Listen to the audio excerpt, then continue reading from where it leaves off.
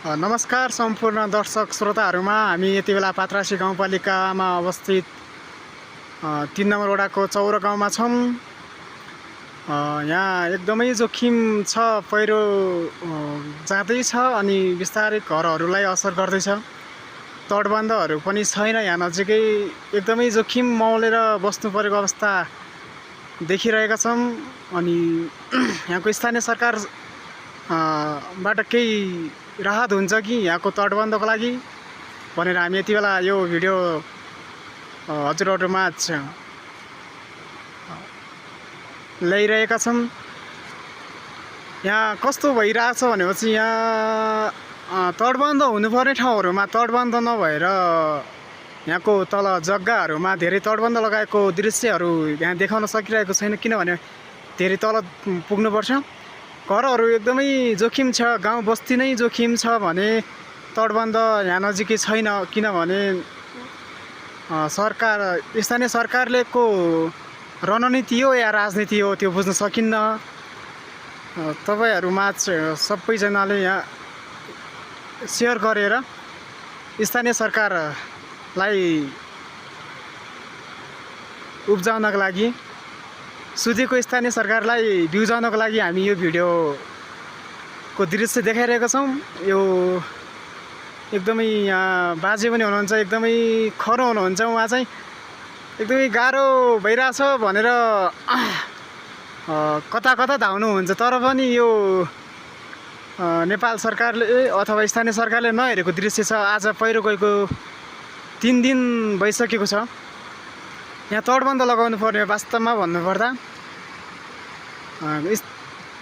विशेष गरी वडा सरकारलाई भन्न चाहन्छु म। वडा सरकारले 15-20 वटा जालीहरू ग्यामिनहरू खरिद गरेर यहाँ हालिदिएको भए पनि एकदमै घरहरू सुरक्षित हुने थियो भन्ने हाम्रो भावना हो है। हामी खोलाको दृश्य पनि तपाईहरुमा आज देखाउन चाहन्छौँ। एकदमै खोला आफू एकदमै सानो छ, हेर्न सक्नुहुन्छ तपाईहरु। अनि यो खोलाको तटबन्ध माथि जहाँ हाल्नुपर्ने ठाउँमा हो त्यहाँ नहालेर एकदमै तलतिर हालिरहेको छ। यहाँका साँगु छ, पुल पनि छ, पुलको अवस्था पनि एकदमै नाजुक छ, किनभने खोलाहरू अहिले त्यति चाँडो बढेको छैन, तर बढ्यो भने एकदमै गाह्रो छ। जालीहरू पनि भत्किरहेको छ, ग्यामिनहरू। योभन्दा तलतिर जाने हो भने लगभग 500 मिटर जति तल दौड्ने हो भने त्यहाँ के भइरहेछ भनेपछि यो यस्तो ग्यामिनहरू पुरा जग्गाहरूको बिचमा मात्रै राखिरहेछ। अब हामीलाई समस्या के हो भने जग्गा बचाउने कि घर बचाउने भन्ने थियो, तर नेपाल सरकारबाट बजेट ल्याउने अगुवाईकर्ताहरू पनि हुनुहुन्छ। उहाँहरूले के गर्नुहुन्छ भनेपछि एकदमै भारी बजेट प्रदेश अथवा स्थानीय अथवा सङ्घबाट ल्याउनुहुन्छ, तर यहाँ जहाँ जोखिम भइरहेछ त्यहाँ नहालेर अरू ठाउँमा मात्रै हाल्नुहुन्छ है। विशेष गरी हामी यही भन्न चाहन्छौँ, यहाँ एकदमै दृश्य बहुत गाह्रो भइरहेछ। हामी 100 मिटर टाढाबाट भिडियो तपाईहरुको माझमा ल्याइरहेका छौँ। धन्यवाद। यति भन्दै हाम्रो भिडियोहरूलाई सेयर गरिदिनु होला। हामी यस्ता भिडियोहरू धेरै नै तपाईहरुको माझमा पुर्याउने प्रयास गर्नेछौँ।